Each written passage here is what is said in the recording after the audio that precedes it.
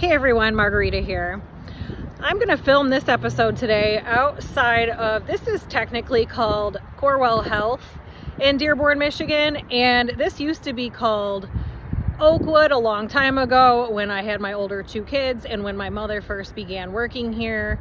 I believe she started in the 70s, the 1970s, and then I had my kids in 2002 and 2005 here as well. And then they changed their name to Beaumont somewhere along the way, which is what it was called all those years. And it recently just changed to Corewell Health. So, I can't zoom in, but anyway, I just want to get it in the background. But this is where I came in May of 2018 to see it was a specialist doctor who claimed to have known quite a bit on workplace hazards and toxicity. Her name was Dr. Gerotli. And during that appointment, it is in the hospital, but it's not like directly in the main hospital. There's like a branch or something off to the side where it's connected. And that's where her office was. And during that time, because my youngest was poisoned with me, his behavioral issues were so extreme and my brain damage was so extreme. And this is when I was really first figuring out what my mother was up to. I was in such an extreme state of suffocation with all these severe symptoms, and my child was suffering the same. He was so far out of control, I couldn't even deliver the information to the doctor. So before fully realizing what my mother was doing, she was present in the building. And I had actually called her up, and I've never called her for anything ever. And I called her up there to just like keep my kid in the waiting room so I could at least explain what was going on with myself and what had happened.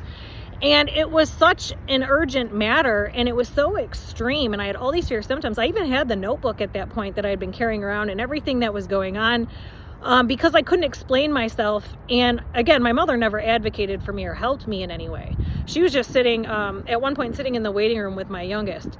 And so I'm trying to explain myself and the injury that had happened, and that my brain had exploded internally and I was dead in my bed for 4 hours. And when I came back, the carbon monoxide had flooded my system.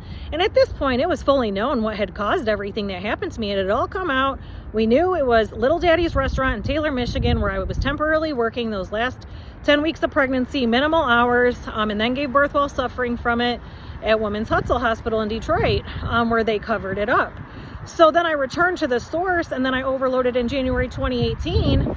And here I knew at this point, because now it's May 2018, and I'm trying to explain to this woman what had all gone on, what happened to me. And because I had such bad brain damage and I was so overloaded with carbon monoxide, most of which was in my brain, I couldn't explain myself, and I couldn't get my point across, and I couldn't even describe properly what had happened and what was going on in the current.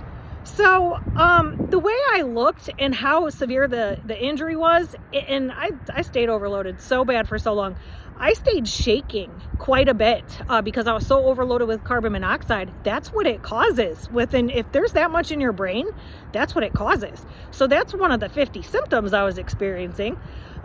So at some point during this, and I was having trouble communicating and delivering what I was saying, she was acting kind of strange. And then I realized at some point during this, my mother had knocked on the window at the receptionist desk and asked to speak to the doctor that was talking to me, pulled the woman aside and told her I'd always had a mental disorder and or a drug problem, and that what I was telling her was not real.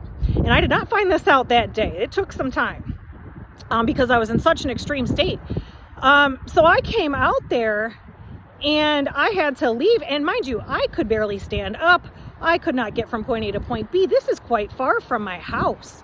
And I had to, because it's like 25, 30 minutes. I had to get myself back, and I knew I wasn't going to be able to do it. So I left there when she, after Dr. Gerotli came back in the room, after my mother pulled her aside, she basically closed the whole situation up, rushed me out of there, basically told me she was too busy to talk to me.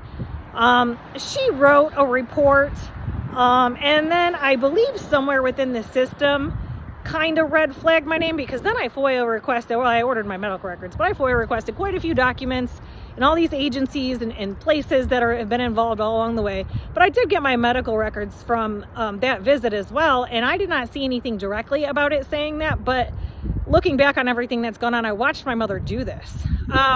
And then in the future, there was the visit at Beaumont in Trenton, where they were stating those to be facts, was what they were stating, stuff Dr. Girotli had written, but it was not in those files I had ordered. So it was actually what my mother had told her when she pulled her aside that day during that visit here. And but it was not in the record that I ordered. But when I went to Beaumont Trenton several months later, I believe it was it was October of 2018, whoever I was seeing, I think it was Susan Horling is who it was, she had stated stuff that Dr. Girotli had said as if this was my primary care physician. And it was nothing that was in those records or said directly to me. It was what my mother had said to her when she pulled her aside when I was here during this visit. And that was when I got chased out of the hospital, when I was still seeking emergency oxygen, emergency treatment from the initial overload. And I was stuck in a continuous state like that, and no one would help me. So I ended up having to leave here that day with my son, who was like, I think he was 2 at that time. And I had to sit in the parking structure in the vehicle for over an hour before I could drive home because I was so visibly upset. Like I was suffocating to an extreme degree. I was suffering all these severe symptoms. And I could not even drive. And at no time should I have even been driving in the first place, but nobody would give me oxygen. That's all I'm asking for. So in the elevator on the ride down, once we had left that office, and I'm working my way out of the building, and my mother's working her way back. She worked in the cancer center in the basement. She's working her way back that way. I'm working my way to the vehicle.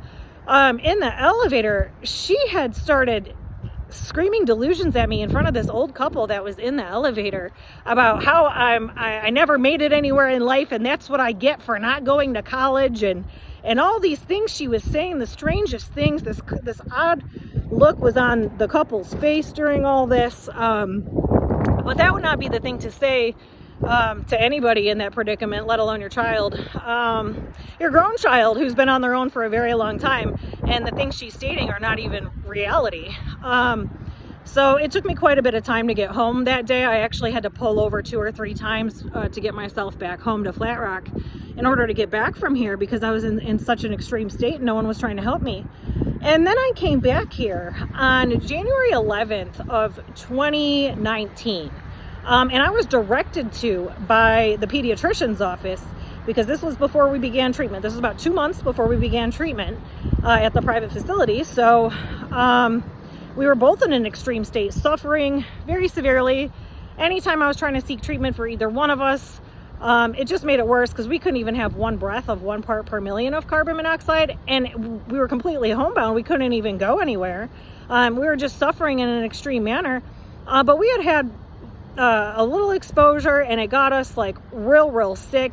We were both near death. This is where they told me to take him, or they said I could have took him to Children's. But the problem with that is I could not drive. That was the problem. So I had to go with whatever was closer, and this was still pretty far for what was going on and what I was experiencing, because we were both suffering. Now this time, by this time, I knew what the problem was, everything that had gone on. I'm trying to tell them this in the emergency department. Here they are running all these random tests, acting like that's not what's wrong with him, acting like they're gonna check it out and we'll see. It's not we'll see. We're in an extreme state of distress. We're suffocating. We're both suffering 50, 60, 70 severe symptoms at once. We've been. And no one's listening to anything I'm saying. They're just racking up a bill, walking through here, all these different, have no intention on giving us oxygen. That's all I was asking for the entire time. It was fully known by this time. We know what the problem is. But by this time, now there's been a red flag put under my name, and I'm the mother of this child, and we're both trying to seek treatment. And they're not helping either one of us. They're just trying to rack up as big of a bill as they could, and they had no intention of helping us at all. But I was in such an extreme state of suffocation that I couldn't even think straight and process what was actually going on. And then it clicked about 4 or 5 hours into it, what was going on. And then at one point, we had finally made it to a room where we were talking to a resident, and I had explained to him everything, and he seemed to understand it to a fairly good degree. And then he's like, wow, this is like really serious. This is above my pay grade. Let me actually get the doctor. And in that process, so that visit, my mother didn't know we were here right away. But then my daughter was with me as well, and she was a teenager. She had went either to my mom's office and got money for snacks, or like, I don't know if these, like the vending machine, I don't know what it was exactly, because I was so out of it from lack of oxygen to the brain. But then at that point, my mother realized we were here. And during that period of time when the resident left before the doctor walked in, that's where she inserted herself, pulled the staff aside, told them that I'd always had a mental disorder and a drug problem. And so when the doctor came in, he flipped the whole script and was screaming delusions at me. I knew from being in the building, because at this point we at least needed fresh air. We couldn't even be in ambient room air because it would cause a more extreme state of suffocation, more extreme symptoms. So being that we had been in here about 5 or 6 hours at this point, all the vitals from when we first arrived had significantly gotten worse by this time, because we're suffocating even more from nobody giving us oxygen. And the ambient room air was not enough, because the whole time we'd been at home during that whole year at this point, I had the heat on with the windows open the entire time when it was extremely cold out, because the cold, crispy air has more oxygen. So now that we were in there for so long, here we start suffocating more. My son's behavior is getting worse. Our brains are swelling. We're getting worse and worse. I'm starting to get to the point where I knew I was going to lose consciousness. And this doctor was screaming delusions at me. The nurse comes in, takes the vitals, and then I caught it with my eyes, but I was so close to losing consciousness, and I was in such an extreme state of suffocation.